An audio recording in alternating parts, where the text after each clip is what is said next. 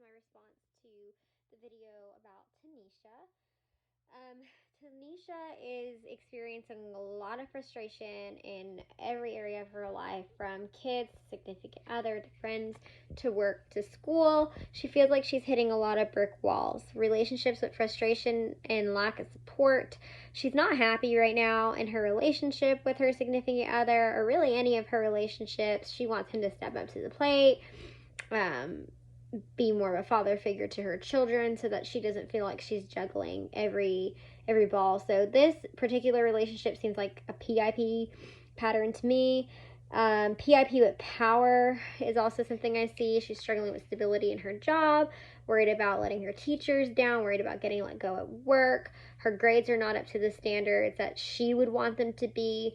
She's trying to meet these certain standards and just not reaching them. I also see SCIP being a woman and kind of taking in the role of being mom and career and significant other and school. She is just balancing all of these plates and really struggling to do so. There's some cultural influence as well, and some family history and background with her wanting to create a better environment for her kids than she had for herself, and wanting to give them a better life. She's making strides to do so.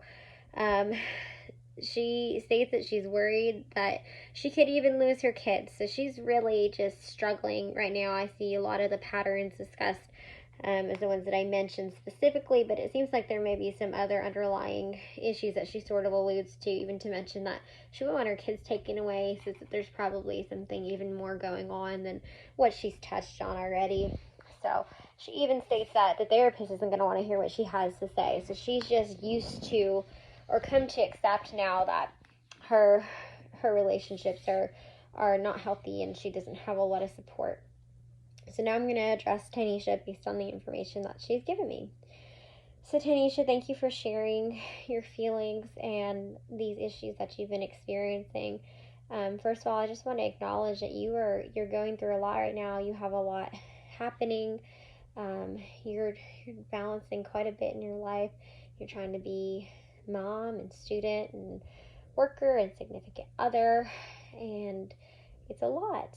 And when you're hitting hardship in all of these areas, it can become very debilitating. So I just want you to know that I see you and I hear you, and I'm sorry that this has been your experience. You state that you cannot continue like this, so let's work together. We're going to go on this journey together and work on some solutions. I first want to identify what might be perhaps the greatest frustration. You spoke a lot about your significant other, and that, if he would just step up, things would be better. If he would step up, maybe your friends wouldn't be as frustrated. Maybe you'd have help with the kids. Things like that. You wouldn't have to do as much at home. Maybe you could focus more on school and work.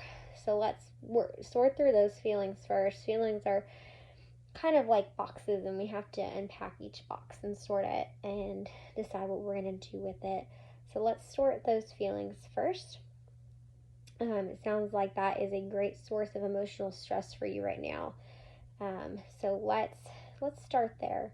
So I want to explore what some of your goals are, and once we understand your goals, we can begin to develop healthy patterns that will help you attain those goals and meet them and alleviate a lot of the stress that you're experiencing. And as we sort these and work on goals in one area of your life, we can begin to apply goals and patterns to other areas. But I think that that's a great starting place for us, so let's begin there and we'll continue on this journey together. Thanks, Tanisha.